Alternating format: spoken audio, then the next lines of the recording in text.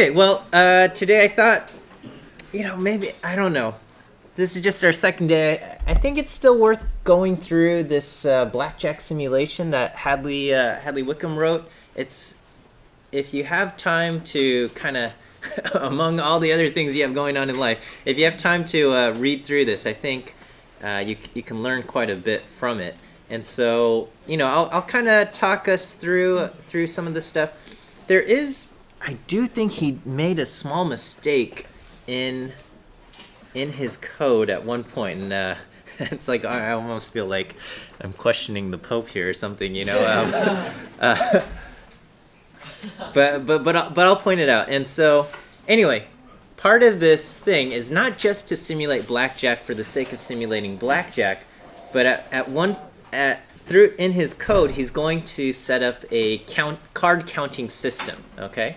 Where, you've probably heard about, people counting cards and changing their bets, and, he's going to try out implementing different card counting systems and see if that affects how much we do or do not win in blackjack. And so, but before we get there, we have to talk a little bit about, somebody dropped a bunch of coins, how to play blackjack, okay? And so we'll just start off with the most simple strategy. So if you've never played blackjack before, again, you have the option, and it comes down to whether you hit or whether you stand, okay? Whether you want another card, which might get you closer to 21, or it might push you over 21 and cause you to lose, okay? So this is the choice that you have to face, and there is the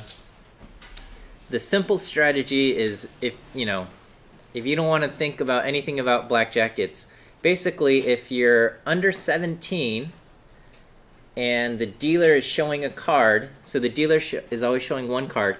If the card that the dealer is showing is a 7 or higher and you're under 17, you should hit. So if you're at 16 and the dealer's showing a 7, you should hit. On the other hand, if the dealer's showing a 5 and you have a 16, then you should stand. Okay? That's like kind of your simple strategy, right? So if, because you don't want to necessarily hit and why not? So this is called we're going to write this simple strategy, and it's basically we look at the dealer's face-up card, and then you look at your own hand value, and if your own hand value is under 17 and the dealer's face-up card is over 6, then you're going to hit. Otherwise, you stand.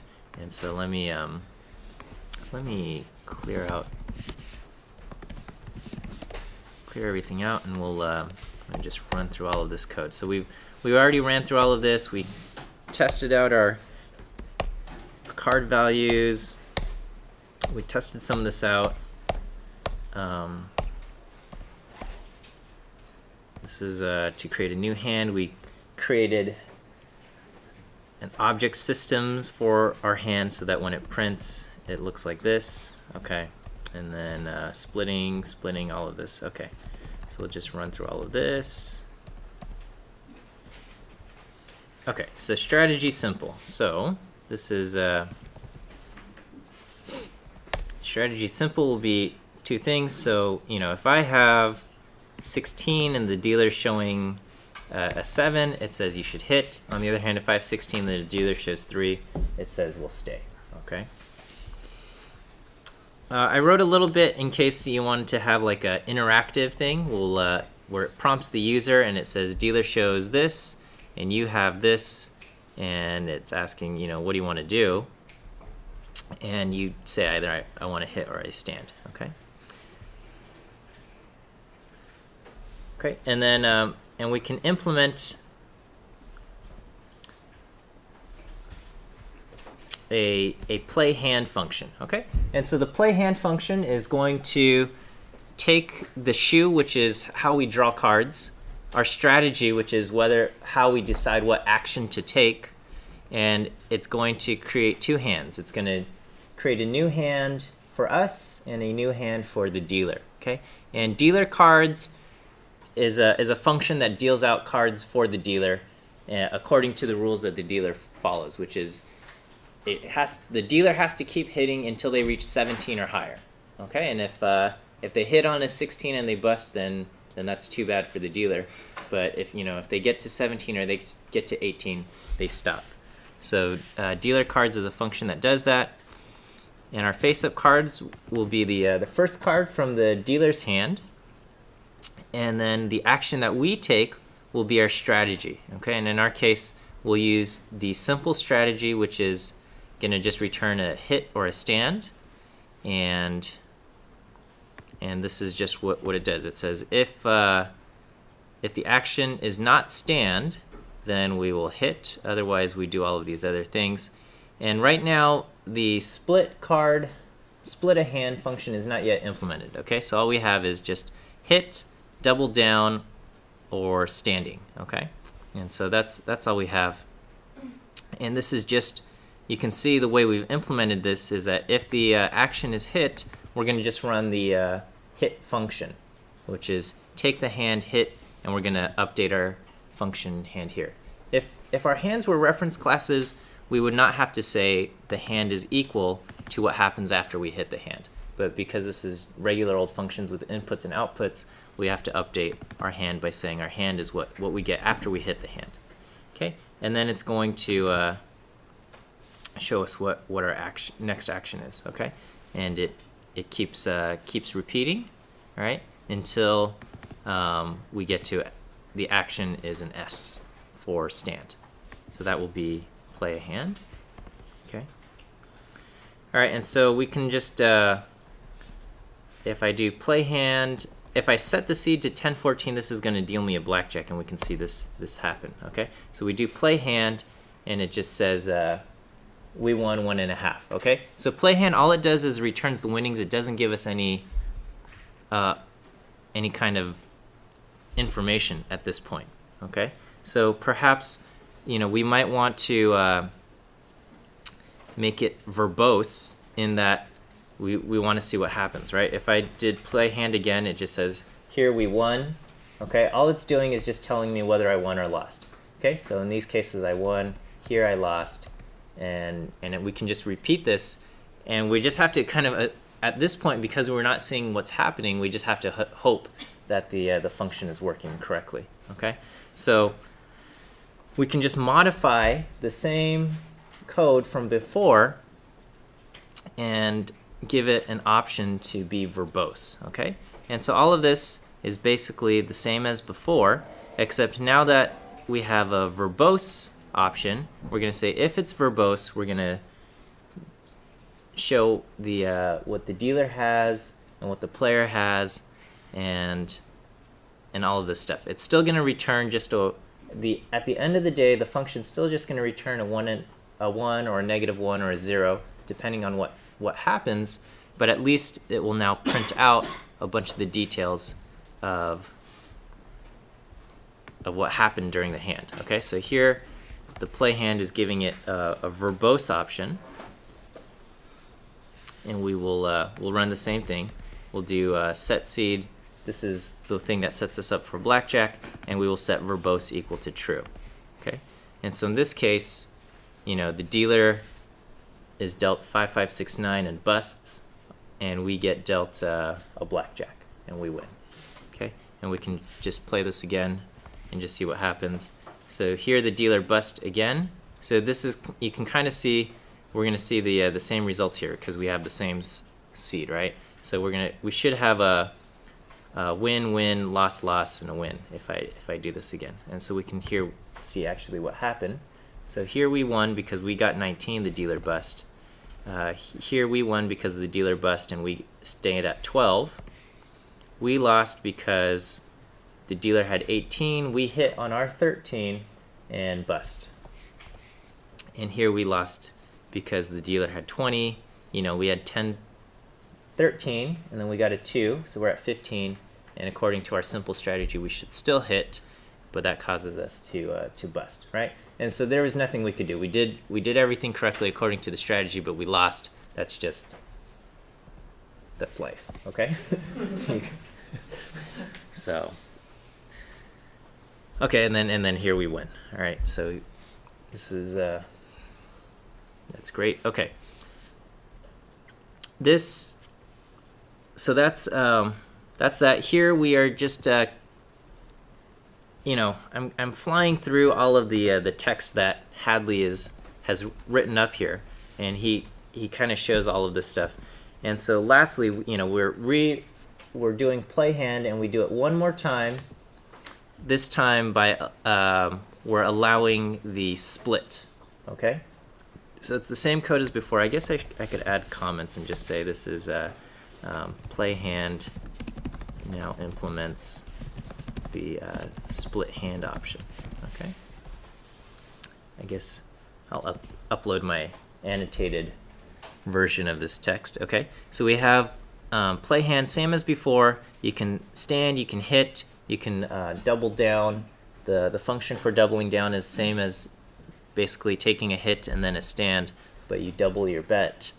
And over here, our action is split. Okay. And with split, we do a recursive call onto play hand. We're calling play hand on itself inside the play hand function. Okay. And so when you're doing your Monopoly thing, you're probably, at least this is how I did it. I suppose there's other ways to do it, but I think the simplest way is to do a recursive call onto take a turn, when you have your doubles. Okay, so when you do doubles, just call take turn once again. All right, and then so people had questions, am I going to run into an infinite loop? There's always a possibility you run into an infinite loop when you do a recursive call, but that's only going to happen if you did a bad job of implementing your recursive call. So generally, you don't want to just do a recursive call without any conditions, right? So in this case, we're going to do a recursive call only if there's split. In your Monopoly game, you're going to do a recursive call only if the doubles condition is true, right? And then you also have a thing to say, like, if I got doubles 3 times in a row, I'm going to jail, and I'm not going to call take turn again. So you should always have some kind of conditions, but it's okay to call the function from within the function itself. Okay, and take a doubles turn in Monopoly is a very good example of one that's useful. Okay, and over here, we're playing a hand, and here we're splitting a pair, and we're playing a hand there, and so that is also another example where it makes sense to recursively call it. So because we split our hand, we're getting one hand, and we got 2 different hands, and then we're going to have to play whether we win or lose, and then what it's going to return at the end of that, after you split, you're going to return the winnings of hand 1 and hand 2. Okay.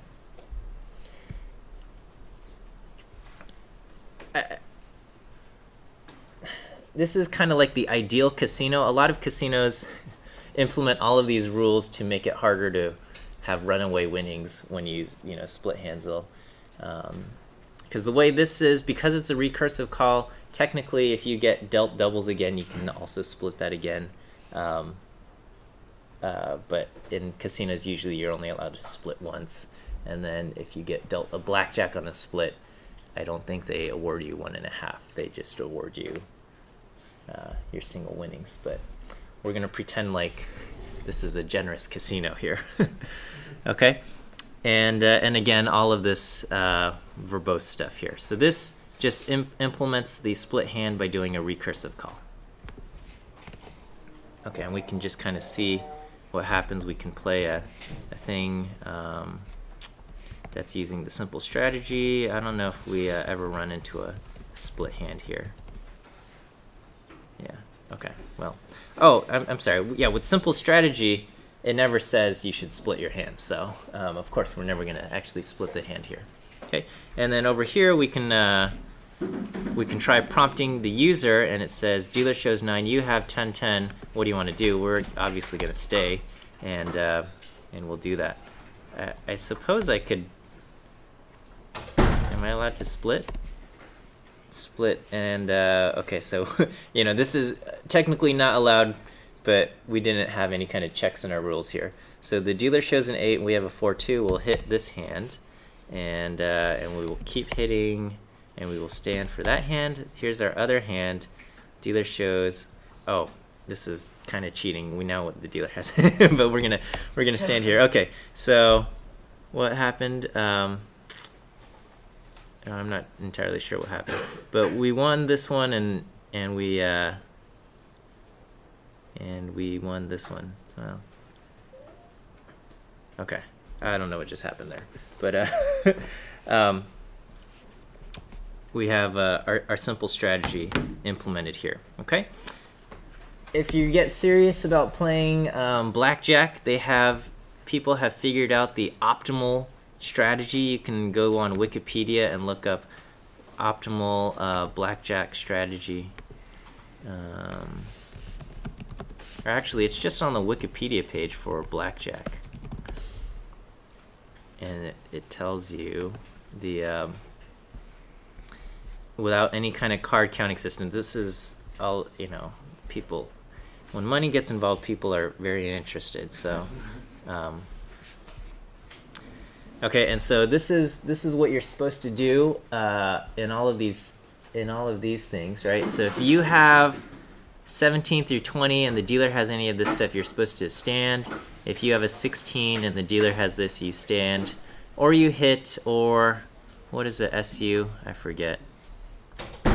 Surrender if it's allowed. Okay, well that's not something we're going to try to implement. Okay, and over here it's a stand or hit, and here is when you double down and things like that.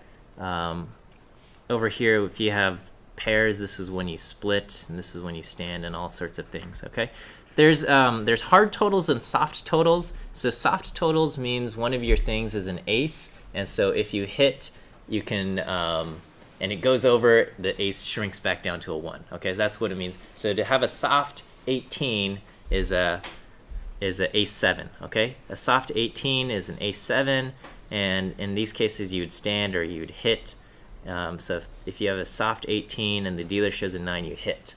Okay, or in these cases you double down and things like that. Okay, so all of this is written here, and we put this in a CSV file called strategy, and we can read that in. Okay, so we can say, here's my the strategy table.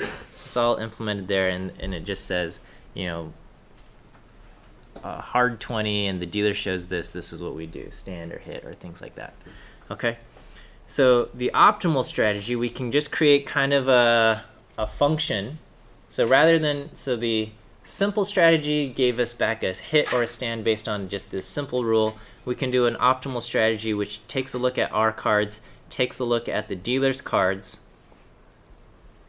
and returns whether you should hit or stand. Okay, and it looks up, do we have a hard or a soft or any of this stuff. Okay, and so I don't know if I need to do any of this, but explain all of this. But basically, this is what the optimal strategy does, right? So like if you've bust or you're at 21, you stand.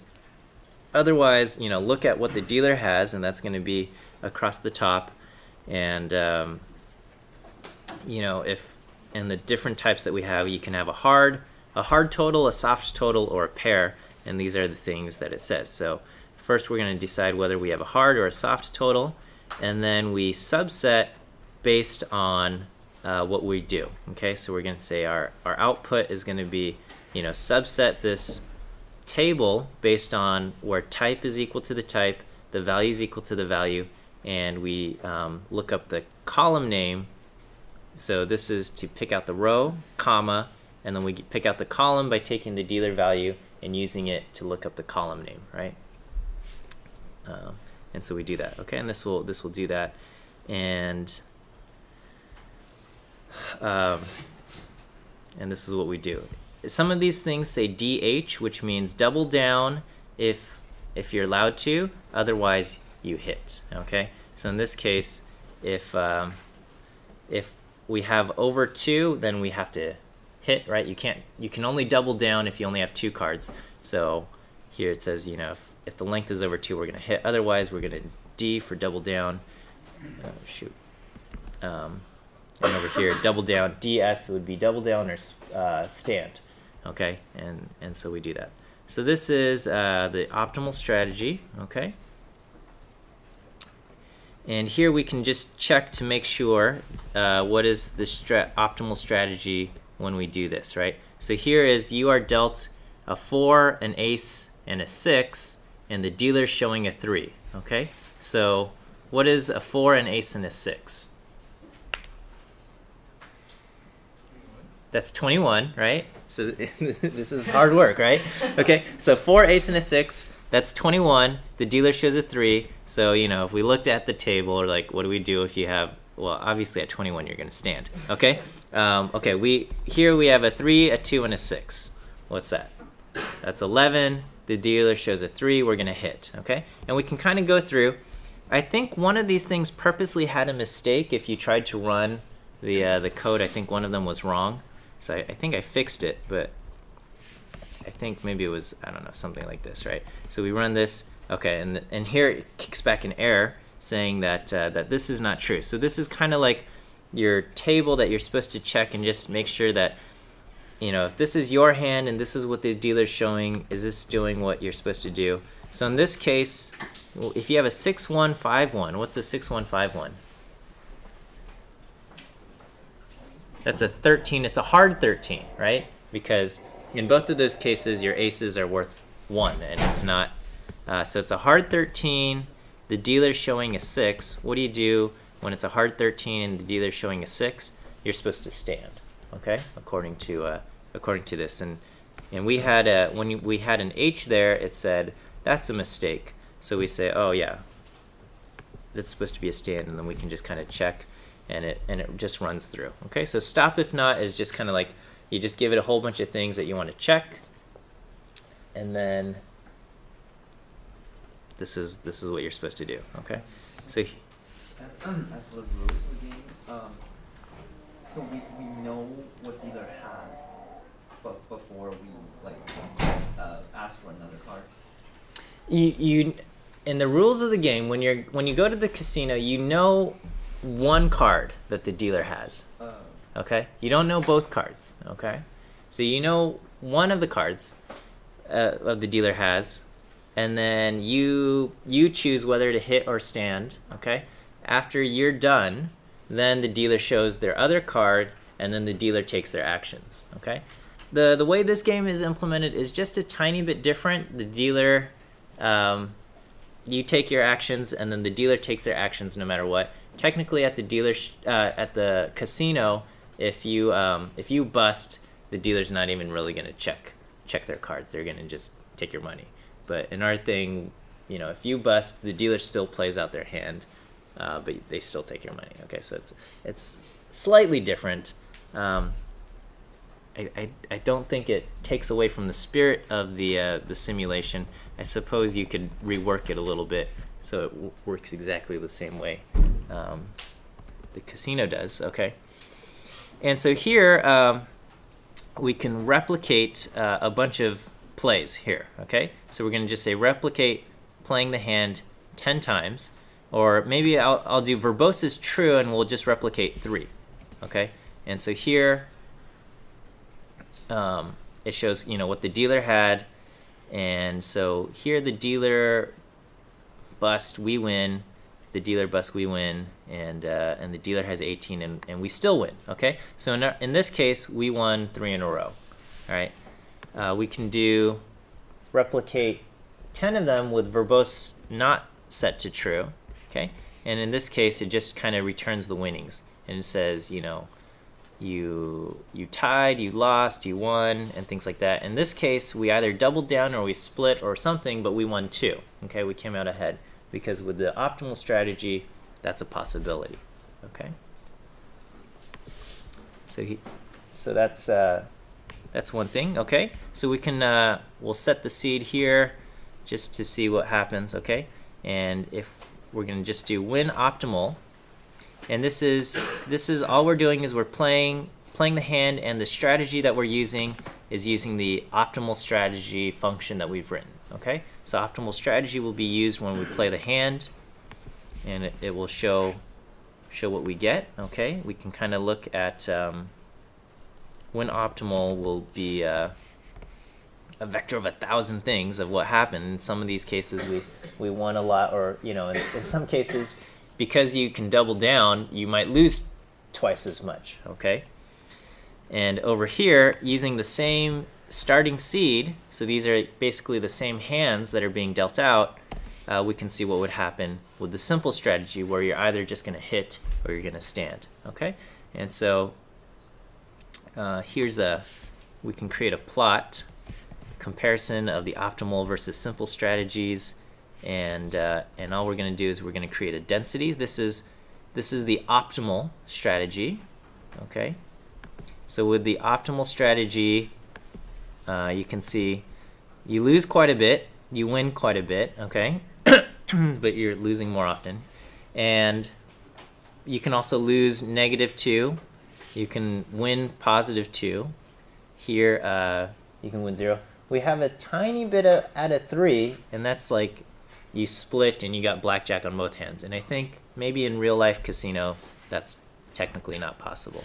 But that's what we have with the optimal strategy. We'll add a line that shows the simple strategy on top of that, and you can see kind of how this works. So with the simple strategy, you're either going to win 1 or lose 1 or tie, okay? And so you don't have the option to win 2 or lose 2. So this is kind of the comparison right here, just between the simple rules for whether to hit or stand, or whether you've memorized the true blackjack table. I don't know. You might be able to print out on a little piece of paper what you're supposed to do at the casino, and they might let that slide. Okay, you're not allowed to have cell phones at the table, but if you print it out, and oftentimes you can also ask the dealer, "What should I do?" And usually the dealers will tell you, because they're not paid whether the casino wins or not, so they don't really care. They just don't want to, get whatever. Okay, so we have that, and we can just see kind of our mean winnings here, and so under the optimal strategy, our average of our winnings is we lost about 3 cents per game, which is that's not too bad, okay? And with the simple strategy, we lost about 6 cents a game, okay? So moral of the story, you're still losing. One, you're just losing a little bit slower than the other. And so, after 1,000 games, this turns into what? $32 of loss, and over here, this is $56 of loss. That's a lot of sitting at the table and a slow loss of money here. But anyway, so we have we can do just kind of see the payoff results. Maybe I'll set this seed again and just see what happens here. Oh, okay. So this is, I'm sorry, this is a little bit different. So this here remember,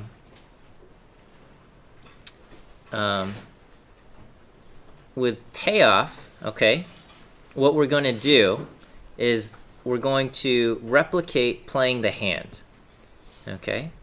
And so with payoff, we can run 50 games,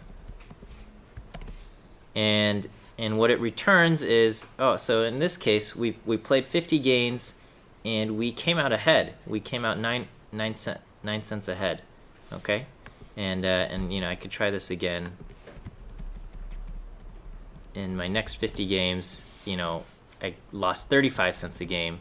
Over here, I lost 12 cents a game. Things like that, okay? Here, I came out ahead 24 cents a game. So this was a lucky day, and these were not so lucky, all right? So that's just saying you're going to sit at the table and play 50 games, okay?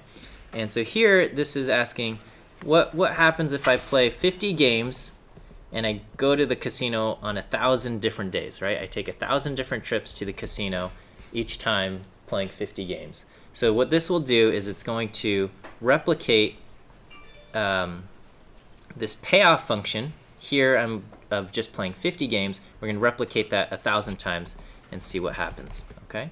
So actually, it's going to take a little bit of time. Maybe I should have set the seed for both, but whatever. Okay, and then over here, we'll use the optimal strategy and just see what happens. So after 1,000 trips of playing 50 games, we can see what happens each.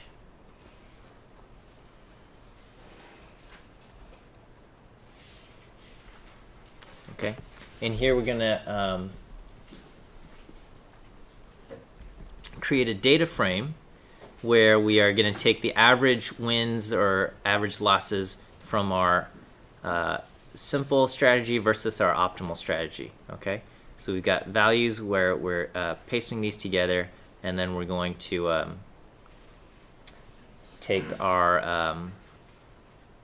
and just say simple or optimal. Okay, so if we look at DF data frame, structure of DF, there are two things, and this is just kind of whether we've won or lost under the simple strategy, and then everything on the optimal strategies and at the second half, and we can kind of see what happens there. Okay, and so we can just do a quick plot here, and this is just what happens in the optimal versus the simple.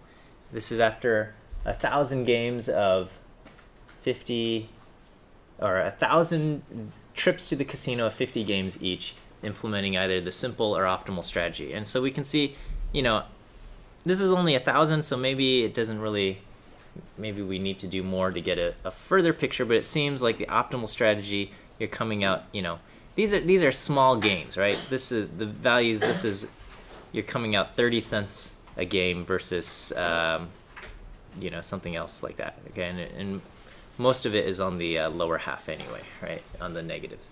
So, but we can see, you know, maybe a slight shift between the simple versus the optimal strategy there. Okay, so far so good. The okay, this is where I think it gets really interesting, and we'll see how far we can get into this. But we're going to set up a reference class, and this is for our deck. Okay, so far, drawing our shoe function, which is how we draw cards for our hands, has just been kind of randomly drawing from a deck of cards. Here we're going to set up a reference class to say, you know, you shuffled 6 decks of cards together, and you're sticking it in this box, and then we're going to draw. And so therefore, if you think about it, the cards that get played will not affect, but will give you an idea of the cards that remain. Okay, and that's the principle behind card counting, is that you see the cards that have been played, you have an idea of what remains, and you can know if the remaining cards are in your favor or in not in your favor. Okay, and so just an idea with card counting is that if really the only 2 cards you really care about are aces and tens. Okay, so if you think there are a lot of aces and tens in the remaining pile of cards, you can increase your bet because now you are thinking you're more likely to win. Okay, on the other hand, if all of the aces and tens get used up, then there aren't going to be many of these quote good cards left in the deck, and so you're going to just keep betting the minimum, okay, which will be like a 1. So so that's what we're going to try to implement here. We're going to create a reference class which keeps track of how many decks we're mixing together, the sequence of cards, our current position, and all this debug stuff to see if give us some information. Debug here is kind of like verbose is true. Okay, and so shuffle is just going to shuffle the decks, and we have a method which will be draw a certain number of cards. Okay, and the way our deck is going to work is that it's going to just sequence all, I don't know, 6 decks here, you know, 300 cards, and it has the sequence, and it's just going to say, you know, we're going to look at the first 2 cards and move along the sequence. So it's not actually physically dealing out these cards or anything like that. It's just moving along the sequence, and by keeping track of where you are in that sequence, all the cards prior to your position are cards that have been played. All of the cards that come after that are cards that you haven't seen. So that's what we will do. And then we have a couple functions that help us out. And as far as card counting goes, we can go how many decks are remaining in the thing, okay? And which cards have been played, which will be the sequence of cards and sequence length, which is basically 1 through if you're at position 70, it's going to be cards 1 through 70. Okay, telling you. Yes. So if you in a set reference class, if you don't have an input for the functions within the method, can you still refer like shuffle and the other ones if you don't have a? I'm sorry. Wait. So shuffle and yes. other methods Uh-huh. inside the set reference class. Yes. That don't take an input like n, like draw n takes an n. Yeah, shuffle here doesn't take a input. Call it, or what's the purpose of? Yeah, so you it could just be like you can have a function called draw 2, which is basically this, but n is set to 2, and so because n is always going to be set to 2, it's going to just do the thing, okay, without any inputs here. So in my Monopoly thing, I have a go to jail method. That's not going to take an input. It's just going to send you to jail, right? It doesn't care what happened before. It just sends you to jail. And I think somebody asked, can I call a method from another method? And the answer is yes. So over here I've got the method shuffle, and over here I'm calling the method shuffle from a different method. So that's allowed. Okay. So anyway, this is setting a reference class called shoe. It has all of these things. For the interest of time, I'm just kind of flying through this, and we're going to define a new shoe, okay, using shoe $new. And in order to make our lives easier, we're going to wrap basically shoe $new into another function called new shoe. Okay, so this is often how you create a new instance of a reference class object, by using the $new, which is a method inherent to all reference classes, or method that everything in all reference classes inherit from the master reference class object, and that's a method that it inherits. We're going to just wrap that into a function called new shoe, so that it just takes the things that we're interested in. Okay, so here new shoe is going to create a new one. It's going to shuffle it, and it's going to return the shoe. So that's going to be new shoe right here, and so here we've got my shoe, which is going to be a new shoe of 3 decks, and it says it's shuffling the shoe. Okay, so in here we have 3 decks, and we can see all of these cards, and we can see when we first start to play, we can see what we're going to draw. Okay, and we can say like we're going to draw 12 cards and keep drawing 12 cards. We can see after drawing 12 cards 3 times, I'm at position 36. How many decks are left? 2.307 decks. And so generally at the casino, they don't play through the entire shoe. They have like a little card that says like you've got 1 deck left, and this is the point where they reshuffle all the cards together. And so we do this, and if I keep drawing cards at a certain point, let's see. Okay, so at this point we got less than 1 deck left, so when we draw cards, it's going to say I've got to shuffle the card here, shuffle the deck there. Okay, here we're going to just create a new shoe with 6 decks, and here now we're going to play just 3 hands using the optimal strategy. So we can, let me just take a look at my underscore shoe, and we can see the cards that are first going to be dealt out will be a 10, 8, 3, 10, 10, 2, 1. Okay, and so we can just kind of see what happens, and we can see a 10, 8, 3, 10, 10, 2, 1, and see these are, we can see that the cards that we're playing with now are all sequenced as far as in this reference class goes. Okay, so all of the cards that we're drawing from have been sequenced here. We can ask about my shoe $ played. These are the cards that have been played, and we can see, you know, the 10, 8, 3, 10, 10, 2, 1, 10, 2, 8, you know, up to the 10 and 7. So we can see all the cards that have been dealt out now appear here under my shoe $ played, which is really just a function of my shoe position, which says, you know, you've dealt out 17 cards, and if we ask my shoe cards and we sequence 1 through 17, that's really all that it is. Okay. Okay, so this is now we're using the reference class. Here we're going to use a simple counting system called high-low. Okay, and in high-low, basically the count goes up if bad cards get played. Okay, so if you see a 2, 3, 4, 5, or 6, that causes the count to go up. 7, 8, and 9 don't cause the count to change, and aces and 10s cause the count to go down.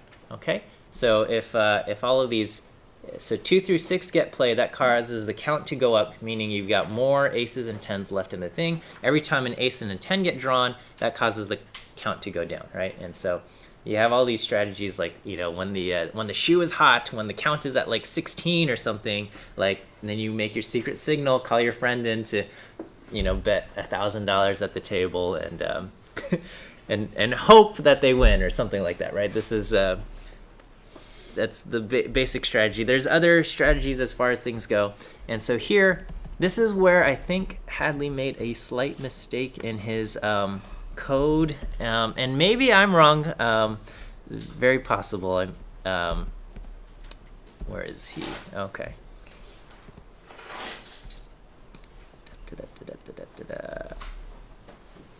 Okay. So I think. Okay, I don't know. So he used to have a divide sign here. Okay, I'm gonna put a multiplication sign, because this dex is how many cards have is a function of how many cards have been played. So if you know, if you've played a whole bunch, okay, then I think the count makes an even bigger difference because there's fewer cards left in the deck. Okay, so I think it should be a multiplicative thing rather than a division thing. So I was thinking this over, but I'm pretty sure, I feel pretty confident in this, but this causes your bets to start increasing rapidly, right? So like if you have like a shoe with 6 decks in it, right, and you've played through 4 decks in the if you've already played through 4 decks, that really means there's only 52 cards left in the shoe, or, you know, a small number. And if your count is really high, like if it's at a 16 or something, that means there's tons of 10s or aces left in this thing. So you should be making really high bets rather than shrinking it down. So I'm choosing to multiply it by the decks here. Okay. And then our bet will be a function of the count. Okay, so anyway, all this to say, we can calculate what our payoff should be once we implement a count. Okay, and so this is using the same thing as before. We're going to play the hand, and we're going to have a count versus for all of the hands that we've played, and that will affect whether we should increase our bet or not. Okay. In general, at the casino, you're supposed to just stick with one bet and not supposed to change it. And if you change it too much, they're going to kick you out of the casino. But we can try it out. So here we're going to do this. We'll try playing 1,000 games, 1,000 visits to the casino of playing 50 games each, and we'll see what happens. After implementing our card counting system, if my computer will run it. Okay, so it ran, and we'll take a look at our payoffs.